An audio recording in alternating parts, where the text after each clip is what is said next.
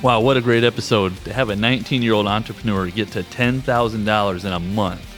That was amazing. Yeah, it really was a great episode. I think we just jump right into it. Success in business means nothing. If you're losing in other areas of your life, It's time to stop just building wealth. and start leading with conviction. I'm Jake Tracy. I'm Sean Skyver, and this is the blueprint for the modern man. Mastering real estate, scaling business. And honoring God and family through courageous stewardship. Let's get to work. All right, everybody, welcome back to the Courageous Stewards Podcast. We're here for another episode. I think this is going to be a really good one. We have a guest today, which is kind of a fun new experience that we haven't done a lot of. We have Kaleb Clark, who's a good friend of mine and have known Kaleb for several years now. I met him right out of high school when he was still very young, very ambitious, and I want him to tell his story a little bit and give us some tips on maybe some things that we can do in the entrepreneurial world that Sean and I actually aren't super involved in. I mean, we are entrepreneurs, but primarily in the real estate space. And Kaleb has taken it a step further, and he's an entrepreneur in a whole different world that we're not as experienced in. But I want him to talk about that a little bit. So welcome to the podcast, Kaleb. I feel honored. Am I your first podcast guest? You are. You're one of them. As we record these, they don't automatically get launched right away. They go through an editing process, post-production. So I don't know if you'll be the first one as they come out, but you'll be one of the first ones. So I'll be in the history books. Yeah. The greatest of all time. The GOAT. The GOAT. There you go. Yes. Right on, man. Well, let's start out just with the question that is basically, how did you get to where you're at? You know, you didn't start here, and I'd like to hear more about kind of your story and the background that you have, and if you want to just kind of talk about how you went from, you can take it back as far as you want, if you want to talk about childhood or even up, starting high school and thereafter, whatever you choose is totally fine with us, so take it away. I would say I came from a very long history of absolute grinding. The past 4 years of my life have been absolutely insane, from where I was versus where I'm at now. And honestly, if you went back and told my past self I'd be here right now sitting here on a podcast, I'd probably laugh at you if you told me all the things I've accomplished, because I myself didn't think that was possible.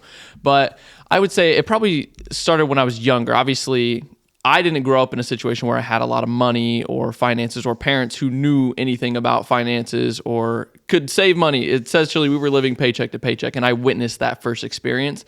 And I think it was at that moment that I realized, for myself, this is not the life that I want. I couldn't understand how people can struggle every single day of their life buying stuff they can't afford, and then that just in turn turns into a bunch of different issues within your relationship and your life in general. So I knew that's not what I wanted. I think my real entrepreneurial mindset started to shift obviously when I started watching social media. I came across a lot of people who did real estate or making a lot of money doing stuff online. I've tried several different business ventures during that time period, thinking I could become rich at such a young age, but obviously did not work because I didn't know what the heck I was doing. But I think it was at that moment coming across those people that I realized I want to be an entrepreneur, because although yes, it's a grind and there's a lot that goes into it, there's a lot of benefit on the other side of that too.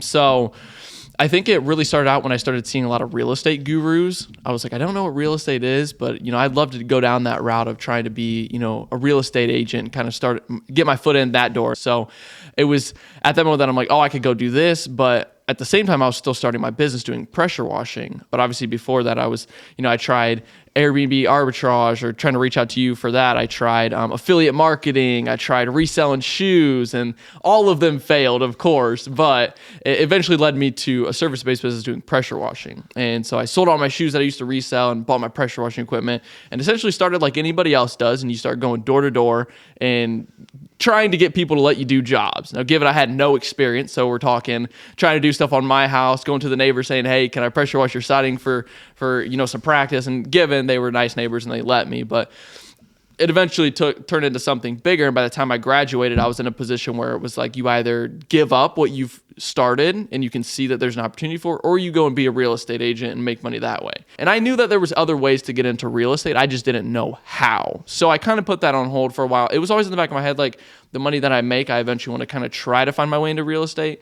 So I really focused on the business itself, doing the pressure washing. The first year was obviously a grind.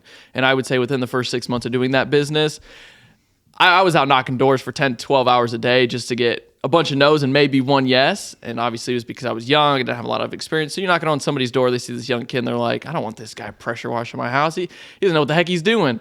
But when you get people to actually let you do it, it turns out to be good as long as you do good work. If you're starting a business, just do good work. Okay, that's the basic thing you have to do. Do good work and show up and you can have a business, okay? But there was like times during that process where I'm like, should I still be doing this? Like, I've gone out here all day.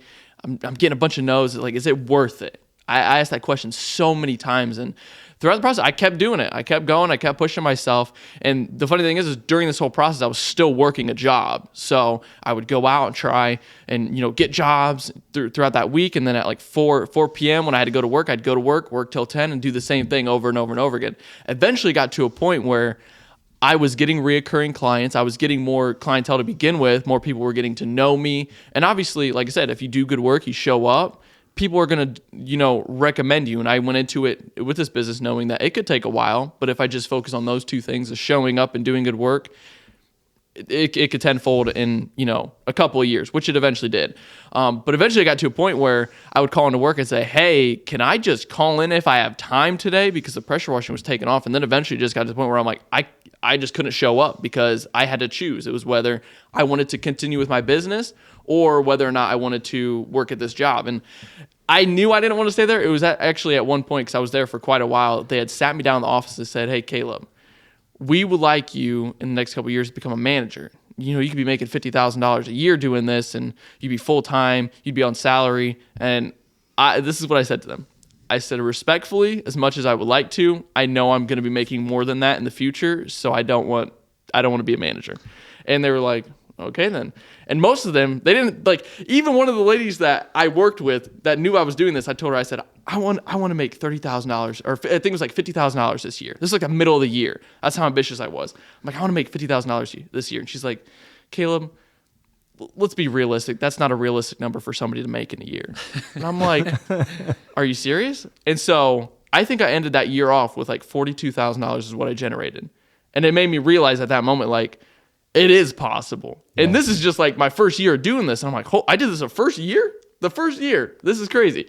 And so the next year I doubled down. And I think one of the biggest things that really adds into growing a business is setting small goals. Even Jake knew this when I first met him. I had like these small goals of like, I think my first one was, if I could just make what I make in a week doing this for my full-time job, oh my gosh, I'm set. I'm set for life. And then I'd never have to go back to that job again. Well, I did that. And then I was like, if I can make what I make from this job in a week from one job, oh my gosh, I'm set. And I did that. And then eventually it was like, if I can make $10,000 in a month doing this, holy smokes, that's like, you think you tell the average person, here's $10,000 in a month. That's a lot of money for most people. For me, that was insane amount of money at the time.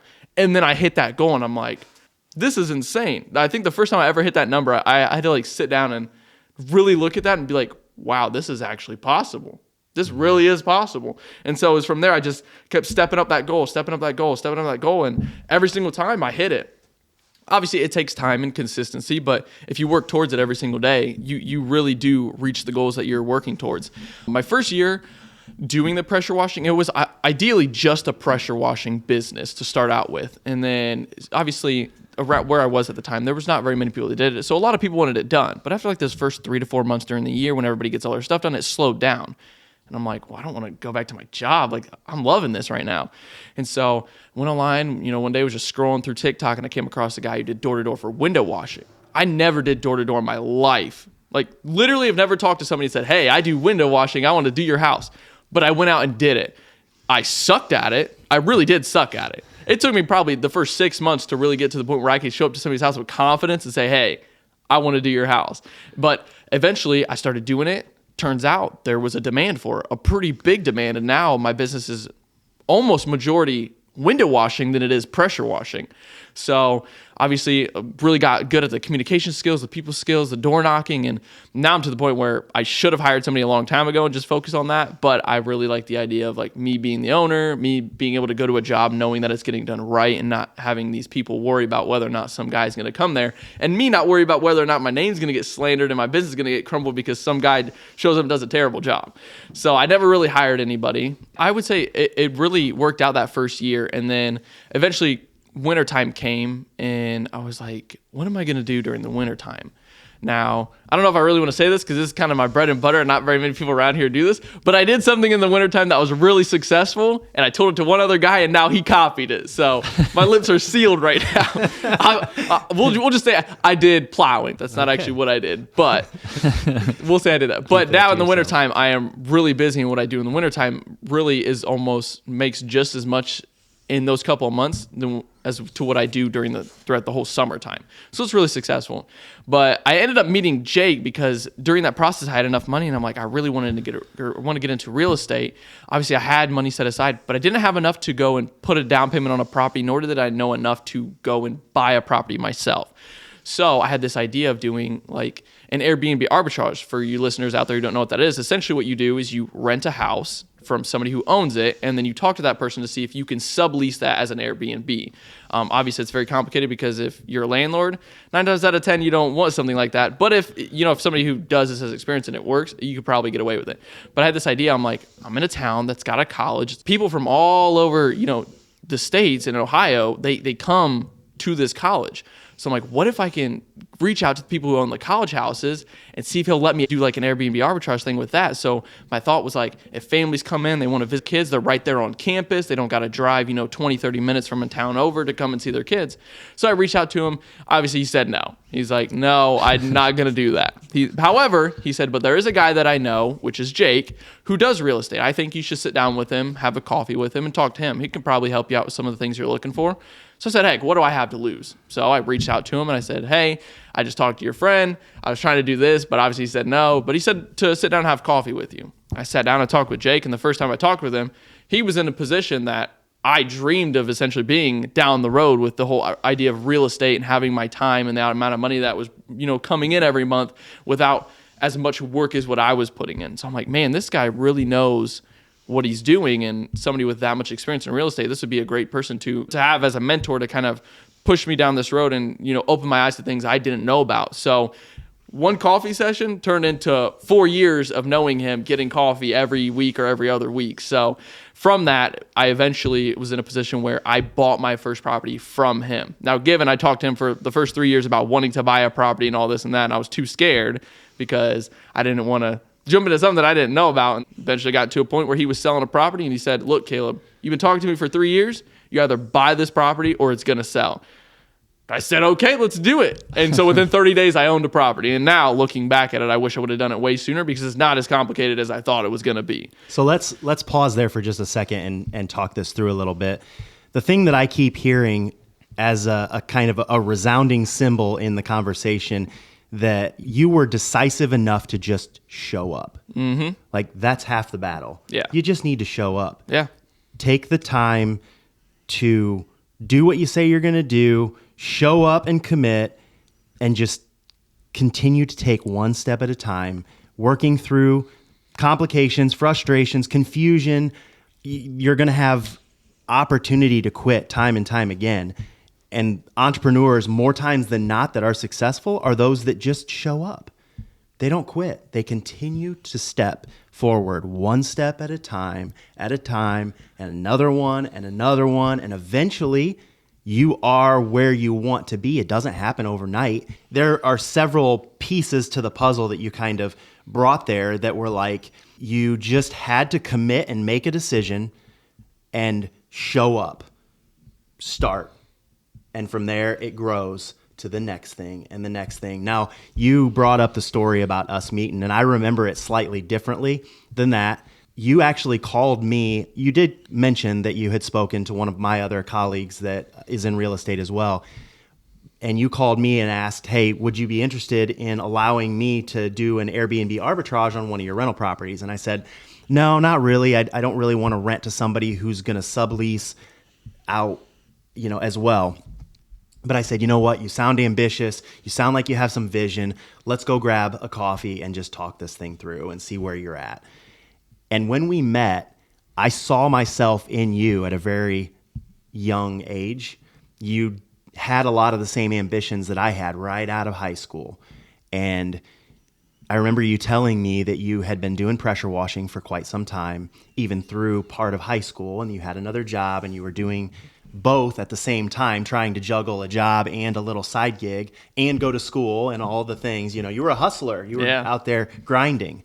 And I loved that about you. And the story that you told me was basically you put a Facebook ad out that was a dare from a friend that basically just said, I bet you can't get, I can't even remember the number. I think it was 100 jobs, 100 pressure washing jobs by the end of the season or by the end of the year, whatever it was. And so you just put that on Facebook and basically did a call to action for people around the community saying, hey, I have this goal that I'm trying to achieve. I have a friend who bet me that I couldn't get there. Help me get there. Something as simple as that people can hook up with, right? And so I don't know that you actually got the 100 jobs. You didn't quite make it there. Unfortunately, I didn't. But it was a step in that direction, and it propelled your business to almost level up. Just that one call to action, that one action step that you were willing to take. And from there, it was like you had come to me and you're like, okay, now what do I do? Well, I'm thinking like, well, now you have these high and lofty goals that you're not going to be able to achieve necessarily by yourself on your own doing it exactly the way you're doing it. So let's tweak some things. You get some part-time helpers to help you with some jobs. Your marketing strategy needs to change a little bit.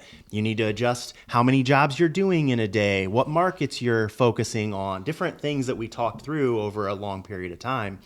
And then the next year, you did like 5 times the revenue that you had done the previous year.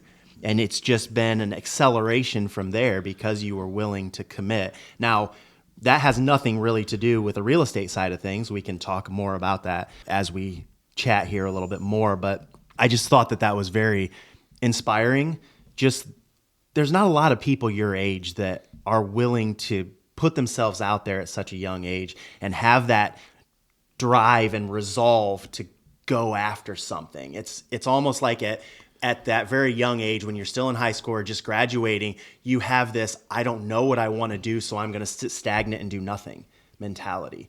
Very few people are those that say, I have these 3 options, I'm choosing this one, and go. Here we go. I'm going to figure this out. Let's make it happen. Well, I think that's cool. To kind of go off what you just said, I think the reality nowadays is people want that instant gratification. So they may commit to a goal expecting a result, but they expect that result within a couple days.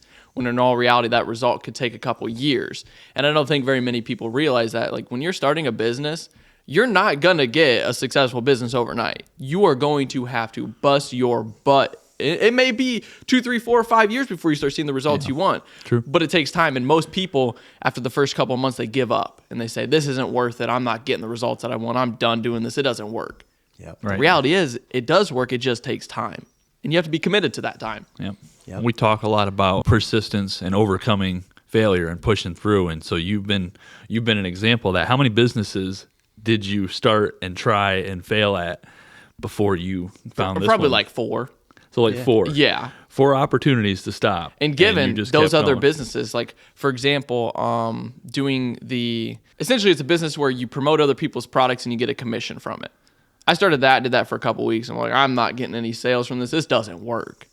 Mm-hmm. It does work. It just takes time. A lot of time to get that stuff figured out. But that was one of them. And like even with like the shoe reselling business I started, I did that for a while. I just had a passion for shoes. I got scammed so many times during that, lost my money, and I just kept doing it.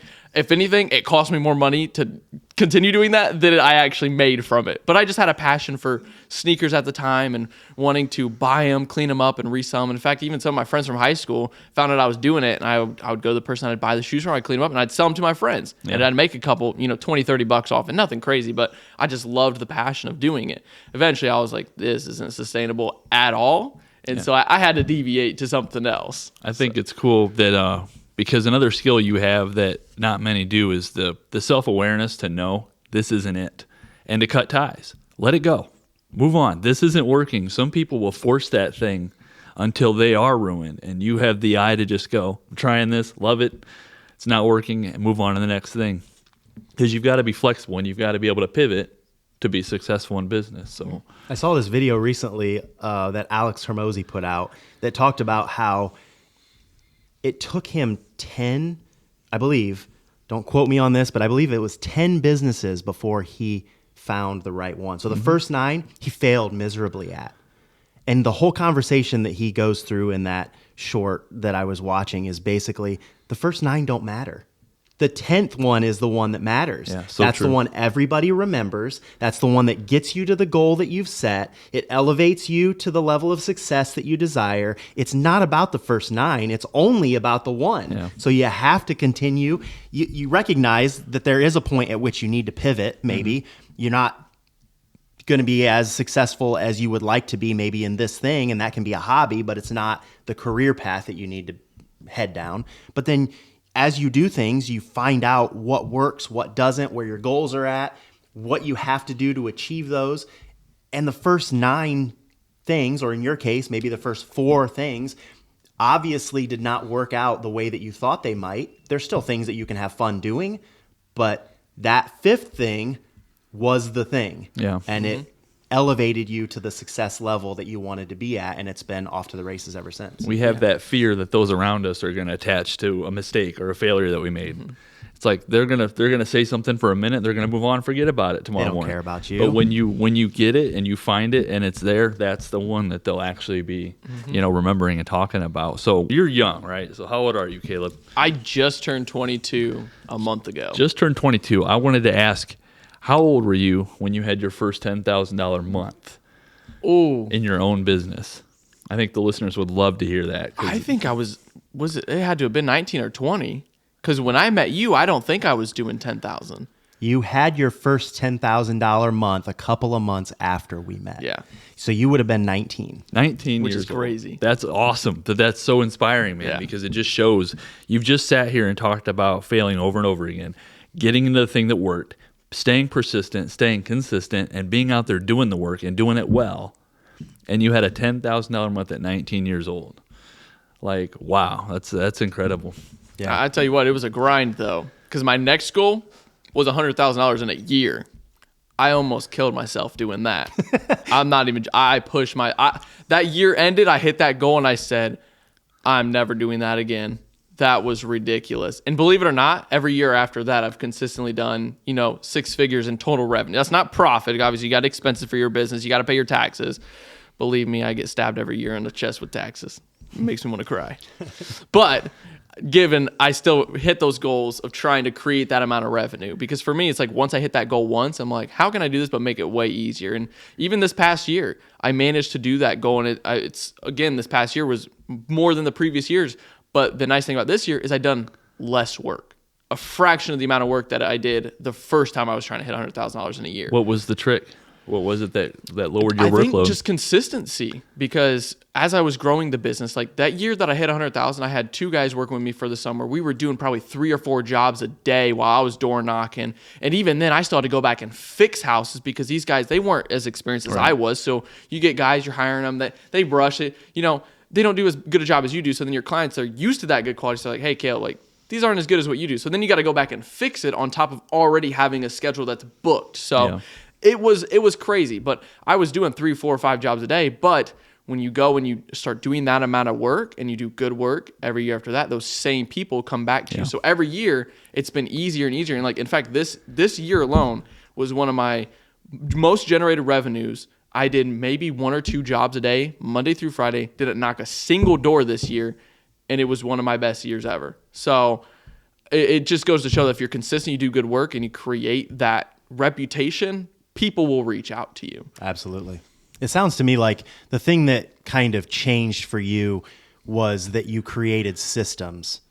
So it started out as a grind. It was just whatever you had to do to get the job, right? Yeah. And if you do that consistently for a long period of time, you figure out that there are systems that you can implement that makes your job not as much of a grind and more so a system that you just put in place over and over and over and over. It simplifies things a lot. Yeah, you're creating efficiencies. Yeah, exactly. So those efficiencies are the things that probably have elevated you to a point where you don't feel like you're grinding and killing yourself every day you go out there.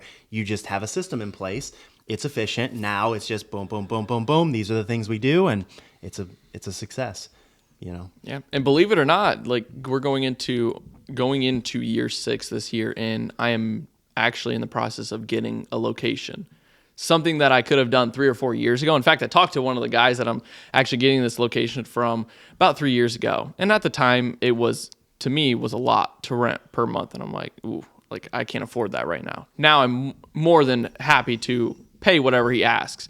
But I think that will really take the business to the next level, because right now I don't hardly do marketing. It's really just my Facebook page and word of mouth.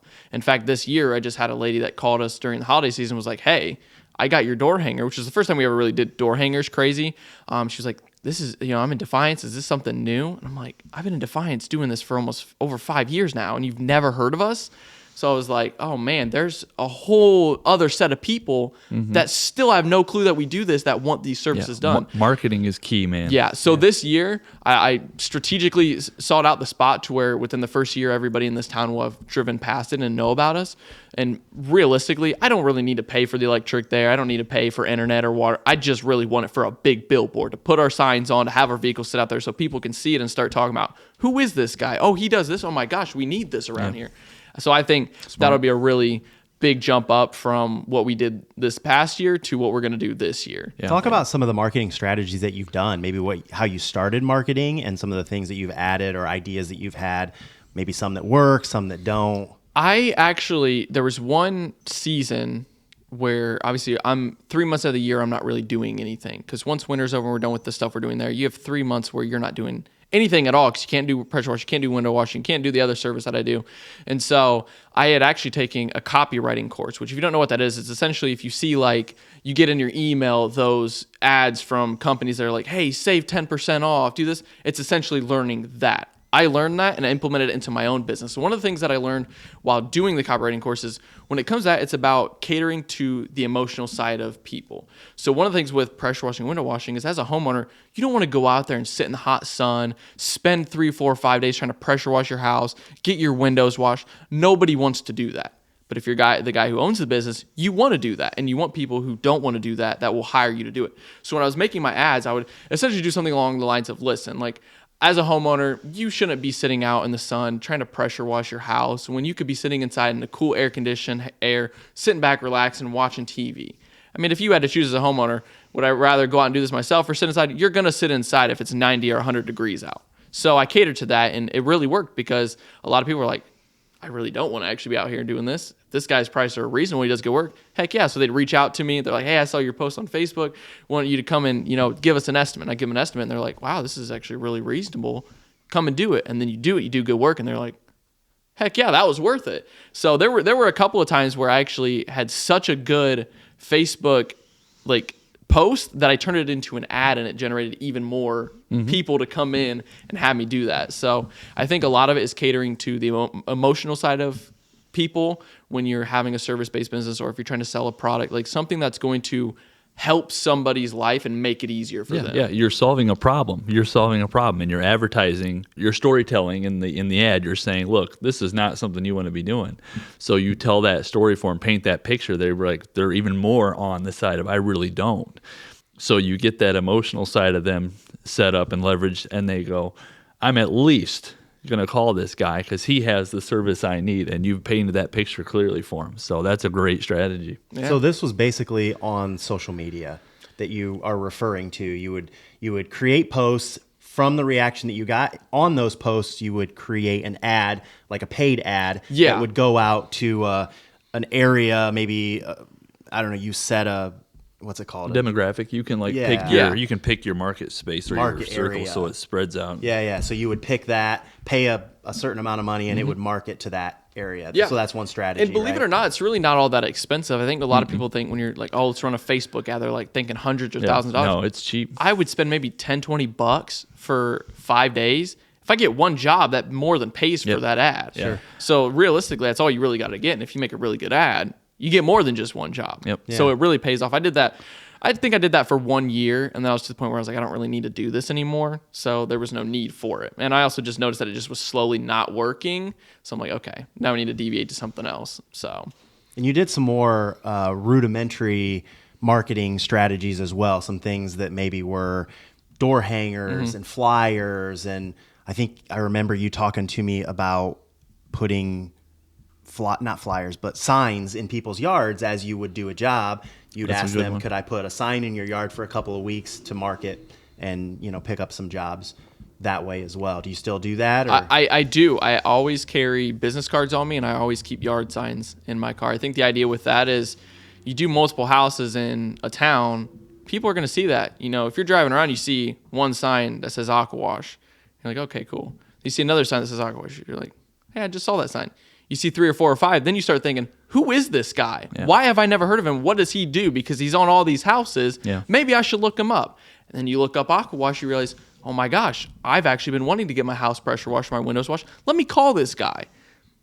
That's kind of the idea behind that. It's just getting eyes on your name, your sign. Yep. And then obviously if you get business cards, that it goes again with that word of mouth where, one person, you give them a couple cards, they know a couple of friends that need it. Who are they going to give your card to? Their friends because you did good work. Yeah. You say, hey, this guy does really good work. Here's his card. You should call him. I had that happen several times this year, and it's made me a lot of money and brought on new clients that I never met, all because they said, hey, you did so-and-so's house. She really recommends you. Can you come and give us a quote? Even if those people don't go with you, at least they know you do a good job. Yeah, that's the main thing. So it's almost like a consistent marketing strategy up into a certain point, and then it almost becomes word of mouth. Yeah. Everybody begins to see who you are, recognize your company logos, your branding, they see your work, they know what you're capable of, and then it's just like you almost never have to market again. You have so much work. Unless you want to scale. Yeah, if you want to scale, you've got to keep marketing. It's a lot of marketing. Yeah, you can't stop the marketing, but I love the yard sign thing makes perfect sense. If you go to a nice neighborhood and you hit one house, you did one house in a really high-end neighborhood in the area, and you stick a sign, all those neighbors are driving by. All those neighbors drive by the house going, man, it looks clean.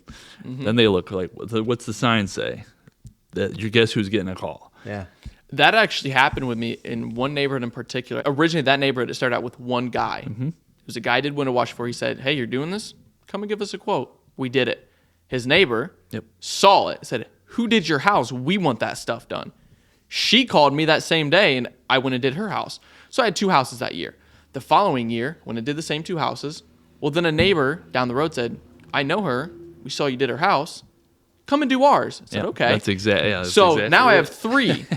And then one other lady that I did window washing for, she found out I did this stuff too. Small job. So in this neighborhood, I had four houses that I did, all from one person. This past year, those 4 houses turned into 9. Yep. Yeah. Makes perfect sense. All because I did one person's house and I did a good job. And they said, who did your house? I want this. Because they know each other. And it folds over and over and over. And then eventually you're doing the whole neighborhood. Yeah. So next year I'll probably get even more people. Yeah. Is your vehicle wrapped? It will be wrapped this year. Because I was talking to another partner, a friend of mine too, I'm like, you need to wrap your vehicle. You're going to these jobs. You're there for a few hours. What's a better billboard than a vehicle with a wrap on it? Yep. That somebody's like, oh man, they're doing Shelly's house. I know her. And then they're taking your number down. And I will say a note to people out there who have businesses and you put a yard sign up. Most people wait until the job is done to put a yard sign up. Put it up when you get there. Because think of how many cars are going to drive past that house if you're there for 3 or 4 hours. If you're like for me, for example, if I'm pressure washing in a neighborhood and I don't put a yard sign up, I'm there for a couple hours. So there could be 10, 15, 20 cars that drive by and they're like, oh, who's that? What is he doing? But if you put a yard sign up, they're going to see that sign, see you doing the house and say, oh, let me call this guy. Or they may even stop and ask. That's happened a couple times, actually. They'll stop and say, hey, can I get one of your cards? And then you give them a card. But that's awesome. Yeah, this business is something I'm very blessed and very grateful to have, but it has been an absolute grind to get where I am today. Looking back on it, I'm very happy and proud of myself that I stuck with it and I went through the grind. It creates character, and even on the idea of like starting in the real estate thing, like even now I have a goal in 5 years to be making what I'm making for my business, but in real estate alone. So I'm moving to a completely different state. The business is getting sold. But obviously, in a few years, I'll be fully bought out, which is nice. But I want to start the idea of an Airbnb. But rather than doing arbitrage, I own the property myself. And it's crazy looking back. Like, that's one of the things was like, I want to do Airbnb arbitrage. But now I'm in a position now where I can own the property and do it myself. So my goal for that is eventually in the next 4 to 5 years to have 6 to 7 doors that are all Airbnbs, paying for our living expenses. And essentially, that'll be my next business venture. So short-term rental is where you're headed. Mm-hmm. Okay. My experience with long-term rental has not been very friendly this past year. So don't let it I would rather go to something like that. Don't let it discourage you. Yeah. Don't let it discourage There you. are But challenges. short terms are good. It's going to not matter. It doesn't matter which one you go into. They're both going to have their own problems. I had the best of both worlds. I had a duplex. I had one tenants that were phenomenal. Loved them. I wish I could stay there forever. And then I had other tenants that were the worst you could possibly. Well, not the worst. There's worse out than what I have. But they give you the worst side of things. You don't get the good in it. So that was an experience. But So you've been through a lot. You've come up a lot, done a lot. It's incredible, and just you keep reminding us. It's like you worked so hard and you grinded. So it's not luck then, no. because have you ever been told it was luck or you're lucky or? No, it's not luck. It takes a lot of work, and I think you have to realize there's delayed gratification in a lot that you do when it comes to starting a business. I was in a position where I could have bought the car I wanted, but I realized I'm literally carrying my pressure washer equipment in a 2003 Acura to all these jobs. My front seat is stuffed with a pressure washer. My trunk is full. My back seats are full. That next year, I really wanted the new car, but I said, do I really want to continue driving around in this car like this? So I spent some money and got a van, and that was probably the smartest thing I'd ever done. Yeah, reinvest in the business. Again and again, as long as you can. Keep reinvesting in the business. It makes all the difference. Yeah, we talk about that a lot. I also think it's interesting that in today's world, it seems like everybody is more focused on AI, social media, online income, like whatever they can do online to make money. And a lot of people forget the basic, simple things that a computer's never going to be able to do for you. AI is not going to be able to do for you. The things like pressure washing, plumbing, electrical, those hands-on tasks that have to be done by a human, at least for the foreseeable future, until we have robots walking around, I suppose. But there's so much value there that most people kind of don't really appreciate. They kind of put it in back of mind because I'm going to be the next social media presence, or I'm going to be, I'm going to market online and sell millions of dollars worth of products, or I don't know, whatever the thing is. But people forget that there's still so much value in those day-to-day grind kind of jobs. If you're good at it.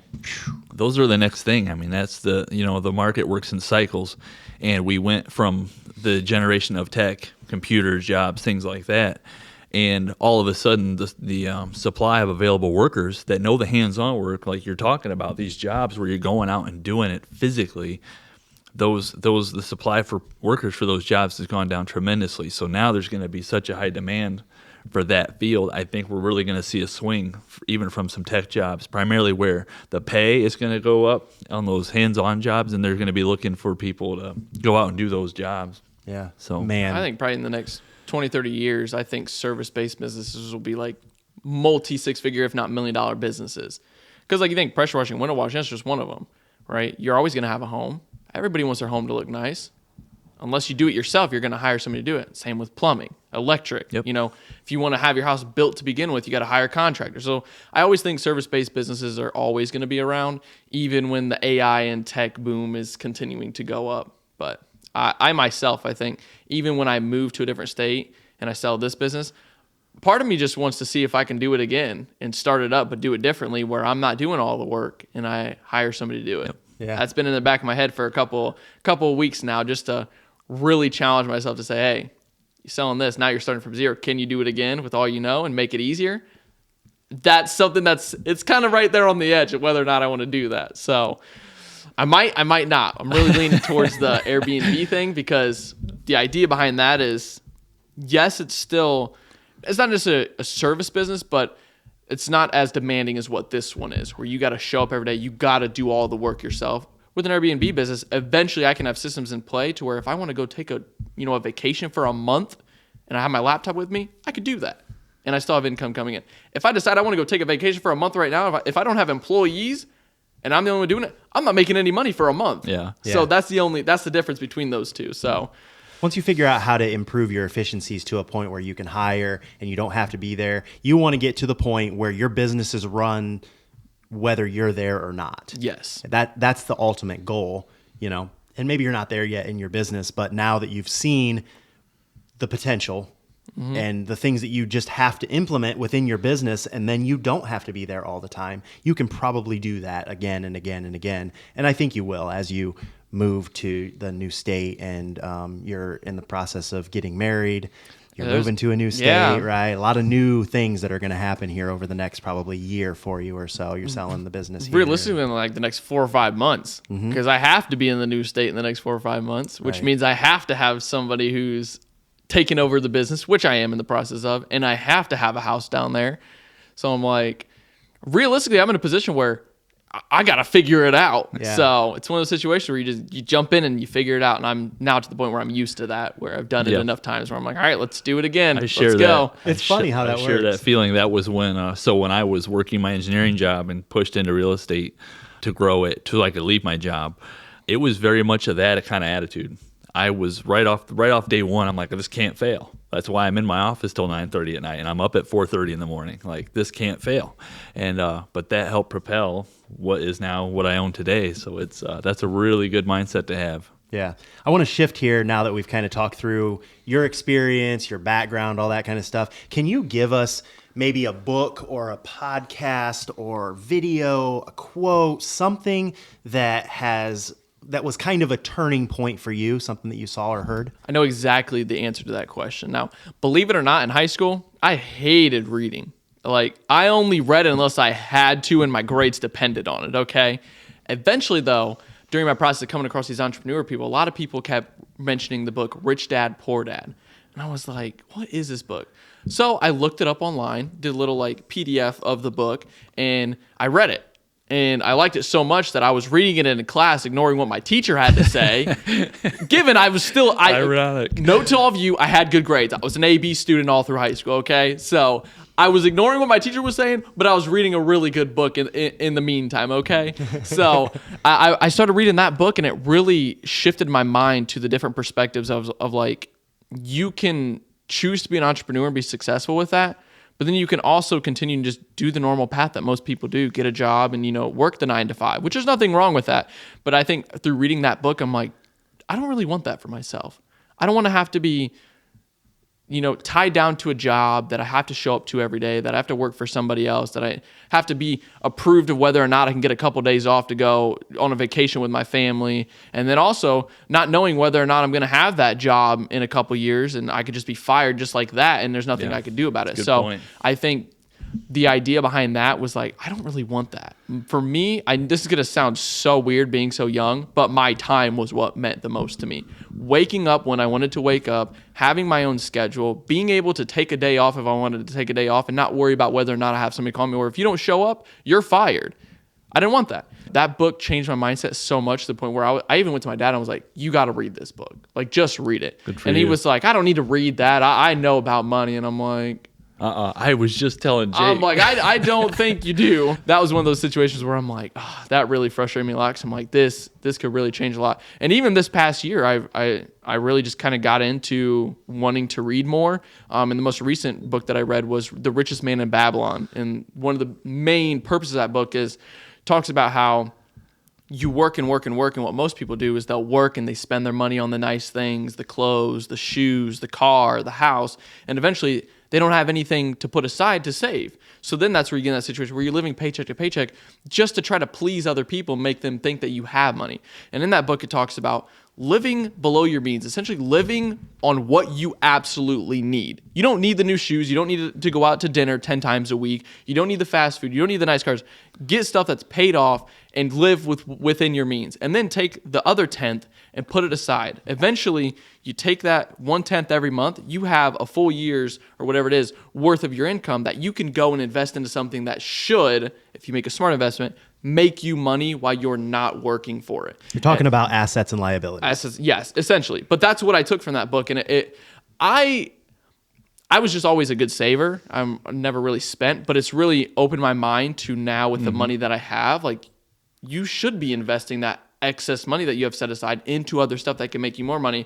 And I'm like, even when I took the risk with buying my first property, it was kind of an eye opener. Like, this property that I have pretty much pays for what my rent is, given I didn't really need the money to pay for that. So it just set aside. But imagine that, but tenfold, you know, that pays for your whole lifestyle. Yeah. So my idea over the next 5 years is to really double down on that, of taking that 1/10 and investing it into other things that will put me in a position where I don't have to work all day long, every day of the week for the rest of my life to afford my living. So it's so attainable. It is. People don't realize how attainable. It sounds like it's this extravagant, crazy idea, this thought process that I'm never going to be able to get there. But when you break it down into small chunks, it's so simple. It's just setting up your structure to where you're not overextending yourself, basically. If you can just set yourself up to where you're not overextending yourself, hold back everything that you can, and then put that into assets rather than liabilities, just do that for a while and see how big of a difference it makes. I guarantee it will make a huge difference if you can just have that very basic principle where you spend less than you make, you save what you don't spend, you put it into assets rather than liabilities, begin to understand what the difference is between an asset and a liability. And that goes back to that Rich Dad, Poor Dad book, because it talks about that a ton in that book. It's actually a funny thing that you bring that up, because we didn't talk about this before the podcast started, but I actually have a niece who I asked her years ago when she was in high school to read this book, Rich Dad, Poor Dad. She said, okay, I'll read it, whatever. She never did. She got out of high school last year, or 2 years ago, I guess now. Recently, she read that book, and she wrote me a report, which I said, hey, when you get done with this book, this was years ago, I said, when you get done with this book, write me a report on what you learned around the different chapters in this book. She never did it.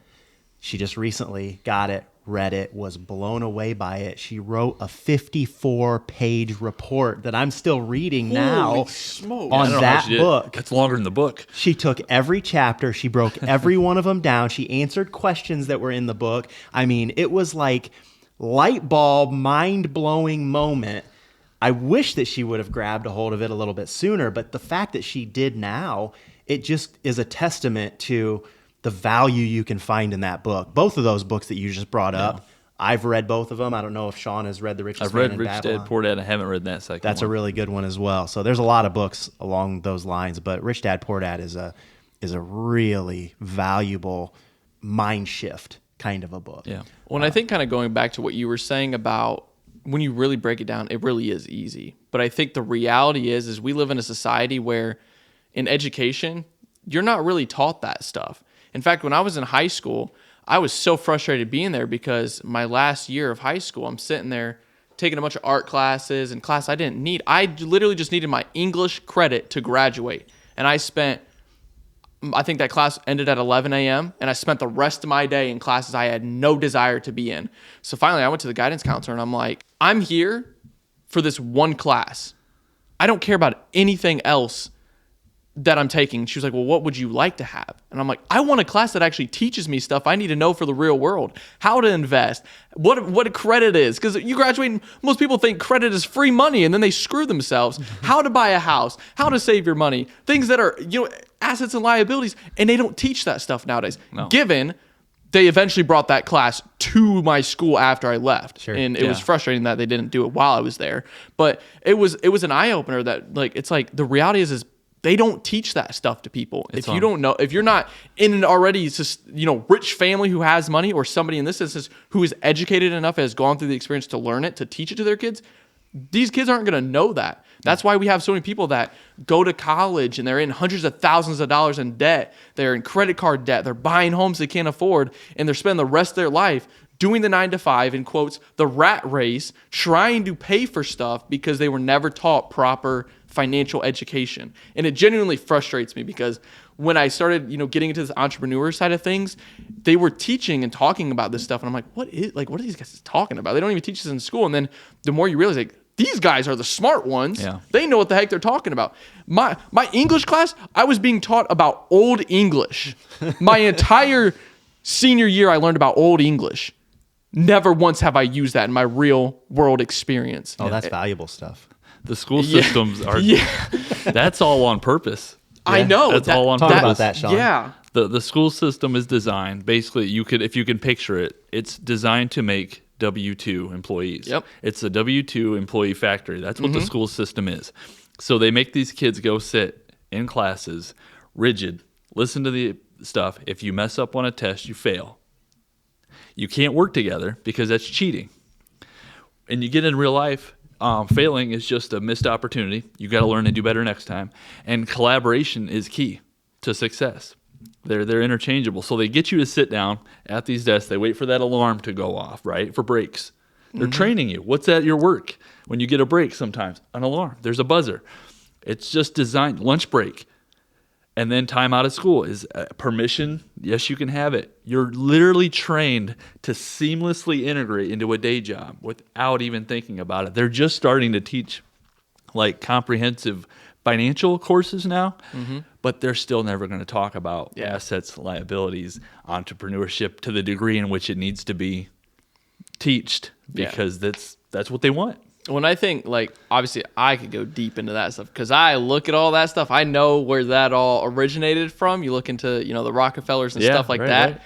We could go into that, but we're not going to. If you want to, just look it up yourself. But it's literally a system designed to make factory workers. Like you said, you sit in a row, you raise your hand, you're graded based off the quality of your work. If you fail, like you said, missed opportunity, try harder the next time. That I don't think that's okay. That it genuinely does not sit well with me. And even like the idea of like going to college, given there are circumstances where, for example, people are like, I want to go into business. I want to go to college for business. There's times where you're being taught by a professor who has never ran a business in his life. Yeah, that's a good point. You are being taught by somebody who has no experience as to what you're trying to learn and go and do. Right. So that's what frustrates me. I'm like, what are we doing? Teach people stuff they actually need to learn to succeed in life. And it frustrates me. And now that I've learned it all, I could genuinely never go back to working a normal job or doing the things that I've done. I will do everything in my power to not be in the position I was when I was 17 or 16 years old. We all feel ever that. again. Yeah, that's a mentality that we all share. If definitely. we lost it, we'd start over. I would just wait. I'd have to go back to a job for a minute, but it would only be to get the funds around to start over in the business. I would just leave me enough money to go buy window washing equipment, and I'd go make $1,000 in a day. Right. That's what my fiance, soon to be wife, always asks. She's like, because she understands the idea of like finance. She's really good at saving. Like she's not a uneducated finance person. Like she's smart with her money. She really is, and I'm blessed to have such an amazing partner that is educated enough to know not to go and be dumb with your money. That's good. So my fiance always asks me, is like, are we going to be okay when we move down there? And I always tell her, if all else fails and everything falls apart, I have the skill set to go and make $1,000 in a day. I can go make $10,000 in a month.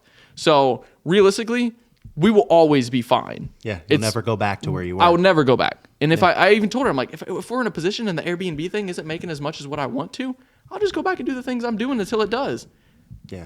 So I think that's the reality. But given she's an amazing partner, and she's been with me when I first started. She was with me before I started this stuff. So that's good. She's been on the grind with me, and even she's out doing her own thing, and she'll succeed. And she's even going down that entrepreneur route as well. Like she didn't go to college for a normal like job. She went as a dancer, which I didn't really understand a lot about dance, but in the sense of the route she's going, she wants to be professional dance in the company. In order to do that, you got to go and bust your butt. You got to make a name for yourself, and you can't take a day off, because if you take a month off and your skills aren't as good as what you're normally at, you will fail. And so she knows going into this, like, I have to work my butt off every single day, and I got to go and make a name for myself. Yeah, I may start at the bottom, but if I just work and work and work, I'll be where I want to be in time. And I think that's amazing to have a partner that has that same mindset. It is. That's really cool. Okay, so I want to ask you a question that is basically, what is your superpower? What I mean by that is, what is that thing that normally people might say is a hindrance or a negative, but we see it as something that propels you to the next level and something that you're great at that you can use to drive you and make you a bigger success? I think it's really just genuinely having that drive in myself to not want to fail and not want to settle for something that I know I can do better at. I think even with the business and where I'm at physically and mentally, like, although, I'm happy with where I'm at, I know deep down inside I can do more. There's more in me that can get to that next level. And I have a really big goal in my life that I really want to hit. And I think if I can hit that, I'm still going to have that part of me that's like, I can do better. I can do more. But I would say it's really just that drive to always want to succeed. I think that genuinely in life, for me, failure is not an option. I can't really imagine a world where I just give up tomorrow and don't want to do this anymore. Your drive is my drive. Yeah. That's what I would say. Well, Kaleb, so we want to make sure the listeners have a chance to connect with you and reach out or connect with your business. So where can our listeners connect with you at? I've actually got a couple of different things. So obviously one is the business. So I've got a Facebook page. It's just Aquawash. And then obviously there's my number. Probably not going to give it on here because this channel will probably eventually blow up and then I'll have a bunch of people calling me. Don't want that. But I would say that's the main thing. Would be our Facebook page. Just reach out that way. You have a website as well, don't you? I do have a website, yes. Okay. Which is linked to the Facebook page. So. Okay, cool. So, Yeah, that works. Awesome. Well, thank you, Kaleb, for coming on and giving us your story, talking to us about some tactical, applicable things that we can implement. The grind is super important. Have an ambition to continue, to keep going, to push through difficulty, to shift your focus when maybe this thing isn't working and you feel like, maybe that can be a hobby and this can be a financial success. So you're heading that direction. You really drive hard into that. A lot of things that we can take, I think, from this episode. We're thrilled that you were able to be a part of it, and we wish you all the success moving forward in your travels and back to another state and all the things that you have going on. We're just excited for all the things that you have in your future that are going to make you wildly successful. I appreciate that. I think it's been an honor being on this podcast. I think viewers who are watching, you should also tune into this podcast because you will learn a lot of stuff from these guys' stories and the experiences that they've had, and you can implement them into your own life. So I think for those of you watching, you should subscribe, please, and watch all of these podcasts. Awesome. Thanks, Usually I do the sign off, but Kaleb just did it for me. So that's incredible. Awesome. We're blessed and honored. We're looking forward to many episodes to come. We're going to have a lot more guests on that we already have scheduled. They're going to be in over the next several weeks to do some interviews and podcasting with us. So we're thrilled about that. Find us on all the social media platforms. We're on YouTube, TikTok, Facebook, and Instagram. Give us a like, subscribe, and we'll see you next time.